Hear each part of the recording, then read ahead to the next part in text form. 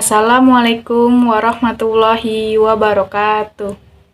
Perkenalkan, saya Seni Agil dengan NPM A1J022013, kelas 2A, Prodi Pendidikan Nonformal. Di sini, saya akan membahas tentang tugas dan tanggung jawab manajemen pendidikan. A. Konsep dasar kepala sekolah. Kata kepala sekolah berasal dari dua kata, yaitu kepala dan sekolah. Kata kepala dapat diartikan sebagai ketua atau pemimpin dalam suatu organisasi, sedangkan sekolah adalah sebuah lembaga di mana tempat terjadinya penerimaan dan pemberian penjelasan. Kepala sekolah adalah orang yang memimpin sebuah lembaga pendidikan atau sekolah dan menggerakkan, memengaruhi serta mendorong semua pihak yang terlibat dalam lembaga tersebut untuk mencapai tujuan bersama.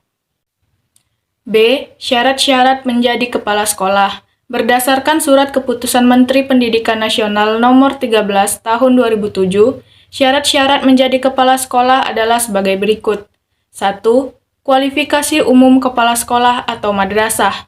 A. Memiliki kualifikasi akademik sarjana S1 atau diploma 4, D4, kependidikan atau non-kependidikan pada perguruan tinggi yang terakreditasi. B. Pada waktu diangkat menjadi kepala sekolah berusia setinggi-tingginya 56 tahun.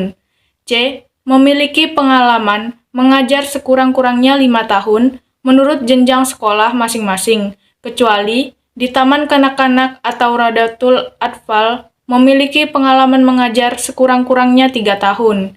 Dan D. Memiliki pangkat serendah-rendahnya 3 atau C bagi pegawai negeri sipil, PNS, dan bagi non-PNS disetarakan dengan kepangkatan yang dikeluarkan oleh yayasan atau lembaga yang bersangkutan. 2. Kualifikasi khusus kepala sekolah atau madrasah.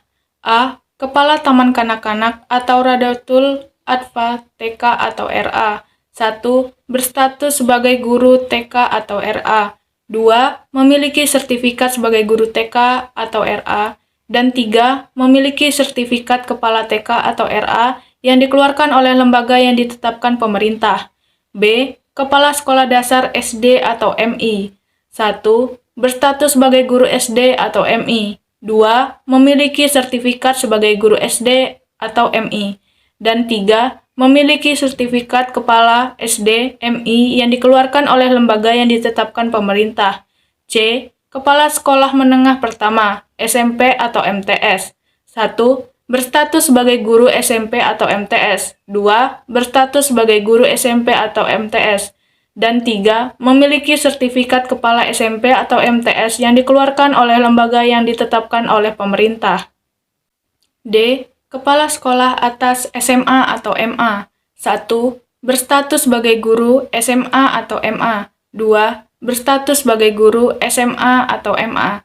Dan 3. Memiliki sertifikat kepala SMA atau MA yang dikeluarkan oleh lembaga yang ditetapkan pemerintah. E. Kepala Sekolah Kejuruan, SMK atau MAK. 1. Berstatus sebagai guru SMK atau MAK. 2. Berstatus sebagai guru SMK atau MAK. Dan 3. Memiliki sertifikat kepada SMK MAK yang dikeluarkan oleh lembaga yang ditetapkan pemerintah. C. Ciri-ciri kepala sekolah efektif.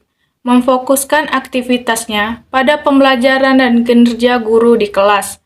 Ciri-ciri kepala sekolah efektif menurut Husnurildo 2010 adalah sebagai berikut. 1. Memiliki visi yang kuat tentang masa depan sekolahnya, dan ia mendorong semua staf untuk mewujudkan visi tersebut. 2. Memiliki harapan tinggi terhadap prestasi siswa dan kinerja staf. 3. Tekun mengamati para guru di kelas dan memberikan umpan balik yang positif dan konstruktif dalam rangka memecahkan masalah dan memperbaiki pembelajaran. 4. Mendorong pemanfaatan waktu secara efisien dan merancang langkah-langkah untuk minimalisir kekacauan. 5. Mampu memanfaatkan sumber-sumber material dan personil secara kreatif. Dan 6.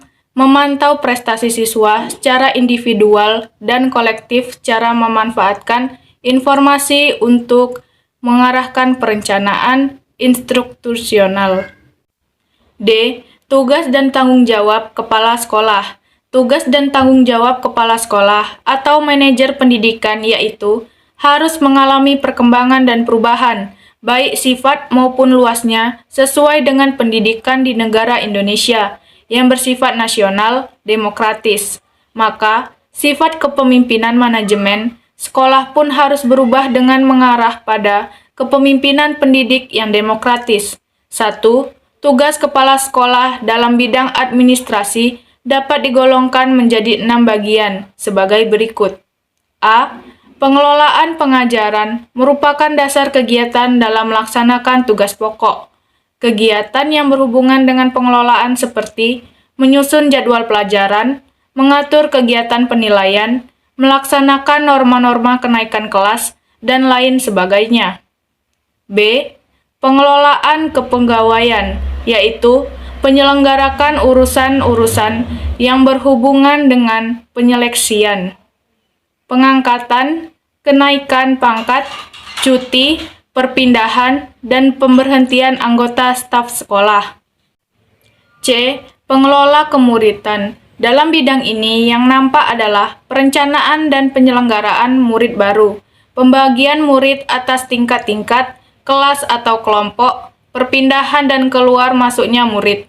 D. Pengelolaan gedung dan halaman. Pengelolaan ini menyangkut usaha-usaha perencanaan dan pengadaan, inventarisasi, pengaturan pemakaian pemeliharaan, rehabilitasi perlengkapan dan alat-alat material sekolah, keindahan dan kebersihan umum. E. Pengelolaan keuangan. Dalam bidang ini menyangkut masalah-masalah urusan gaji guru dan staf sekolah, urusan penyelenggaraan otorisasi sekolah, urusan uang sekolah dan uang alat-alat murid. Dan F. Pengelolaan hubungan sekolah dan masyarakat untuk memperoleh simpati dan bantuan dari masyarakat termasuk orang tua, murid-murid dan untuk dapat menciptakan kerjasama antara sekolah dan lembaga sosial.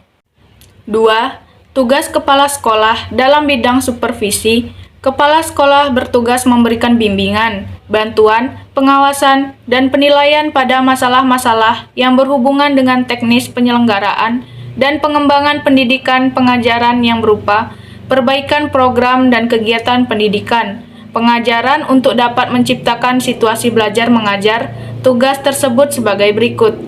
A. Membimbing guru agar mereka dapat memahami secara jelas tujuan pendidikan pengajaran yang hendak dicapai. B. Membimbing guru agar mereka dapat memahami lebih jelas tentang persoalan-persoalan dan kebutuhan murid. Dan C. Penyeleksi dan memberikan tugas-tugas yang paling cocok bagi setiap guru sesuai dengan minat, memberikan penilaian terhadap prestasi kerja sekolah berdasarkan standar-standar sejauh mana tujuan sekolah itu dicapai. E. Fungsi kepala sekolah sebagai manajer. Stoner 1978 mengemukakan 8 fungsi kepala sekolah sebagai seorang manajer, yaitu 1. Bekerja dan dengan melalui orang lain. 2. Dengan waktu dan sumber yang terbatas, mampu menghadapi berbagai persoalan. 3. Bertanggung jawab dan mampu mempertanggungjawabkan. 4. Berpikir secara realistik dan konseptual. 5. Sebagai juru penengah. 6. Adalah seorang politis. 7. Adalah seorang diplomat. Dan 8. Mengambil keputusan yang sulit. F. Peran kepala sekolah secara garis besar. Pemimpin pendidikan memiliki 3 peran utama, yaitu sebagai berikut. 1. Peran kepemimpinan kepala sekolah. A. Kepala sekolah merupakan kunci dalam membentuk kultur sekolah.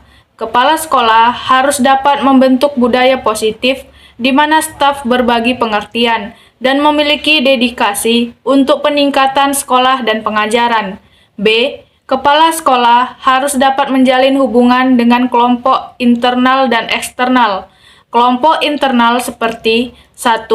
Pengawas dan pengelola pendidikan pusat. 2. Dewan sekolah. 3. Teman sejawat. 4. Orang tua. 5. Masyarakat sekitar. 6. Guru. Dan 7. Siswa. Sedangkan kelompok eksternal yaitu profesor, konsultan, badan akreditasi, dan sebagainya. 2. Peran manajerial kepala sekolah. A. Peran manajer merupakan aspek utama kepemimpinan kepala sekolah. Keterampilan manajerial yaitu 1. Teknis atau teknikal mencakup teknik proses manajemen, perencanaan, pengaturan, koordinasi, pengawasan, dan pengendalian. 2. Manusia atau human. Keterampilan hubungan antara manusia memotivasi dan membangun moral. 3. Konseptual atau konseptual menekankan pada pengetahuan dan teknis terkait jasa atau produk tentang organisasi.